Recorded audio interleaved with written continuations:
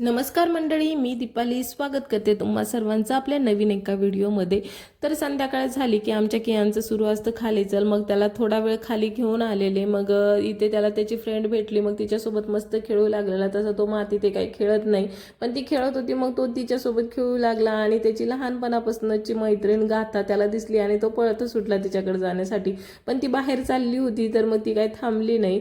मग आणि आम्ही सोबतच घरी आलेलो आणि मग मी स्वयंपाकाच्या तयारीला लागले। पटकनच स्वयंपाकाचा 5:30 वाजता स्वयंपाक करायला घेतलेला, कारण आम्हाला जायचं होतं बाहेर कुठे ते तुम्हाला पुढे कळेलच, त्यामुळे व्हिडिओ शेवटपर्यंत बघा।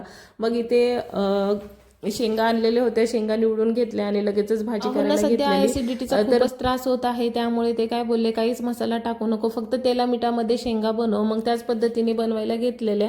तर इथे वालाच्या शेंगा बनवत होते मी, फक्त टमाटर टाकलेला, हळद मीठ टाकलेलं, बस बाकीच काही नाही, आणि कोथिंबीर टाकून मस्त अशा शेंगा परतून घेतलेल्या तेलामध्ये। आणि इकडे माझा शेंगदाण्याचा कूट संपलेला होता, त्यासाठी ते पण भाजून घेतलेले। आणि मला काही एवढं फिक्क खाल्लं जात नाही, त्यामुळे मी तव्यावरती चटणी टाकून मस्त मला थोडीशी तिखट बनवून घेतल्या शेंगा, आणि त्यानंतर रेडी झाले कारण बाहेर जायचं होतं। आणि माझ्या कियांना पण रेडी केलं आणि मी इकडे रेडी होत होते, आणि तो इकडे मस्त मागे हात ठेवून टीव्ही बघण्यामध्ये गुंग झाला। म्हणलं चल बाळा आपल्याला बाहेर जायचं आहे, तर कशाचं माझ्यासोबत येतोय, कारण त्याला माहिती आहे गाडीवरती जायचं असल्यावर डॅडाला सोबत घेऊनच जायचं असतं। मग ते त्याच्या वडिलांना घेतल्याशिवाय तो काही निघायलाच तयार नाही बघा।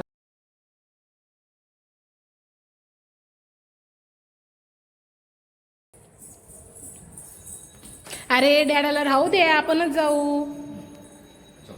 येते का नाही बघा ना, लेकरं किती हुशार असतात ना, दिवसभर आपल्या मम्मी सोबत राहतात, बिचारी सगळं तिचा जीव एकत्र करून त्यांना सांभाळते, आणि शेवटी वडील आले की लेकरं वडिलांकडेच जातात, की ना त्यांची बॉन्डिंग असते। आणि त्यांनी त्याच्या वडिलांना घेतलं शेवटी, आणि मग निघालो मार्केटमध्ये जाण्यासाठी। तर मार्केटमध्ये ह्यासाठी जायचं होतं, उद्या आम्हाला जायचं आहे डोहाळे जेवणाच्या कार्यक्रमासाठी। माझ्या आत्याच्या मुलीचं डोहाळे जेवण आहे, पुण्यामध्येच राहते ती, सांगवीला, तर तिकडे जायचं आहे।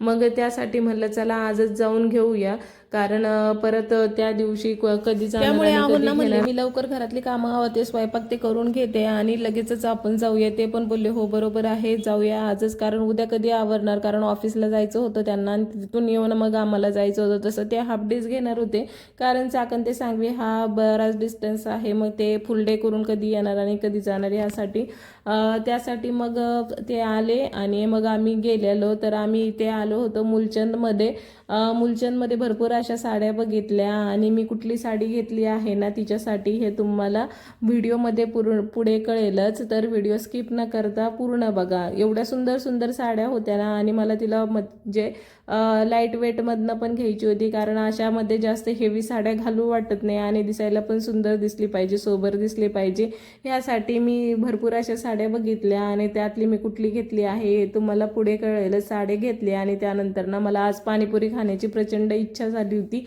आहोंना म्हटलं चला आज मला पाणीपुरी खाऊ घाला। तर स्वयंपाक तर करून झालेला होता, पण आता जिबीचे चोचले पुरवावंच लागणार ना, बऱ्याच दिवसापासून बाहेर काही खाल्लेलं नव्हतं, त्यासाठी मग गेलो पाणीपुरी खाण्यासाठी। आणि पहिल्यांदा इथली पाणीपुरी ट्राय केली, एवढी टेस्टी लागली ना मला, खूपच टेस्टी। मग कियांना पण खाऊ घातली आणि मी पण खाल्ली, आणि आहोंनी काही खाल्ली नाही, कारण त्यांना ॲसिडिटीचा त्रास होतोय म्हणून पाणीपुरी खाल्ली। थोडंफार आणखी सामान घ्यायचं होतं ते घेतलं, आणि घरी येण्यासाठी निघालो। बराच उशीर झालेला होता, कारण किती नाही म्हणलं लवकर येणार, तर बाहेर गेल्यावरती काही ना काही गोष्टी निघतातच घेण्यासाठी।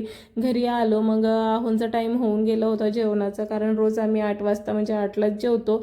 त्यानंतर लगेचच मग चेंज पण नाही केलं, आणि जेवायला वाढून घेतलं, लगेच जेवण केलं, आणि मग रोजच्या सवयी प्रमाणे तिन्ही पण घर म्हणजे रूम झाडून घ्यायची सवय आहे मला, तर मग सगळ्या रूम झाडून घेतल्या, आणि त्यानंतर मग जे आपलं खरकटं सांडलेलं असतं ते पण लगेचच पुसून घेते। आणि आता मी तुम्हाला दाखवते कुठली साडी घेतली आहे तिच्यासाठी। खूप सुंदर वाटते, सिंपल सोबरमध्ये गडवाल आहे, गडवाल सिल्की गडवाल पैठणी म्हणतात, माहिती नाही मला, पर घेतली आहे, आणि एवढी सुंदर ना मला पण खूप आवडली। मी नेक्स्ट टाइम ह्यामधनं माझ्या स्वतःसाठी पण घेणार आहे, कारण अंगावरती एवढी छान दिसते ना ह्या अशा टाईपमधल्या साड्या। कुठलाही जेव्हा आपला सणसूद असेल ना त्यावेळेस घातलं ना तर खूपच छान वाटतं।